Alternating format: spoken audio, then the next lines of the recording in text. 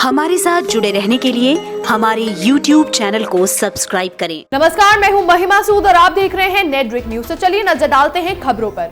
लोकसभा चुनाव बीत गया, लेकिन राजनीतिक चहल पहल अब भी है और शायद यही भारत की राजनीति की सबसे खास बात है। भारत की राजनीति को जो राज्य काफी ज्यादा प्रभावित करते हैं उनमें से एक है हिंदी पट्टी का राज्य बिहार, जहां एक से एक राजनीतिक धुरंधर है और राजनीति के वो कितने काबिल हैं इसका प्रदर्शन वो समय समय पर करते रहते हैं। अब शत्रुघ्न सिन्हा को ही ले लीजिए।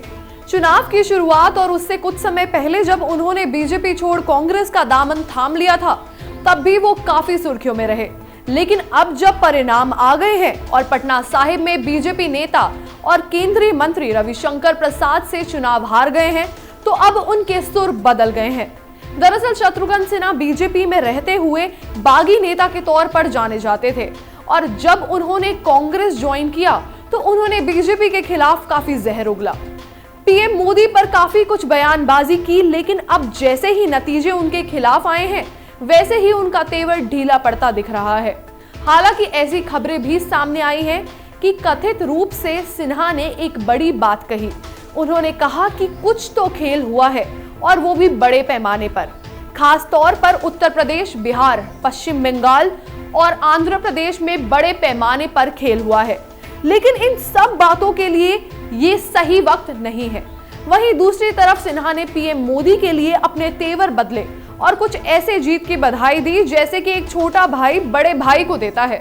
उन्होंने पीएम मोदी और बीजेपी के अध्यक्ष अमित शाह को बधाई देते हुए कहा कि मैं प्रधानमंत्री नरेंद्र मोदी और बीजेपी अध्यक्ष अमित शाह को बधाई देता हूं, जो कि एक बेहतरीन रणनीतिकार हैं। इसके साथ ही सिन्हा ने अपने प्रतिद्वंद्वी और बीजेपी नेता रविशंकर प्रसाद को भी बधाई दी और कहा कि मैं अपने फैमिली फ्रेंड रविशंकर प्रसाद को भी बधाई देता हूं और उम्मीद करता हूं कि पटना अब स्मार्ट सिटी बनेगी।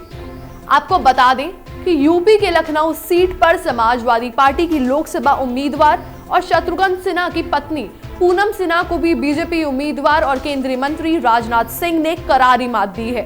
फिलहाल जिस तरह से शत्रुघ्न सिन्हा ने सबको बधाई दी है और बीजेपी के इन जाने माने नेताओं के साथ जिस तरह से मेलजोल का प्रदर्शन किया है, उससे एक सवाल तो उठता है कि कहीं सिन्हा बीजेपी में शामिल तो होना नहीं चाहते हैं।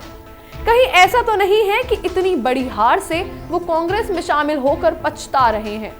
खैर, सिन्हा के मन की बात सिन्हा ही जाने। फिलहाल के लिए खबरों में बस इतना ही। देश और दुनिया की खबरों के लिए जुड़े रहें नेटड्रिक न्यूज के साथ। अगर आपको ये वीडियो पसंद आया है तो हमारे चैनल को सब्सक्राइब करना ना भूलें।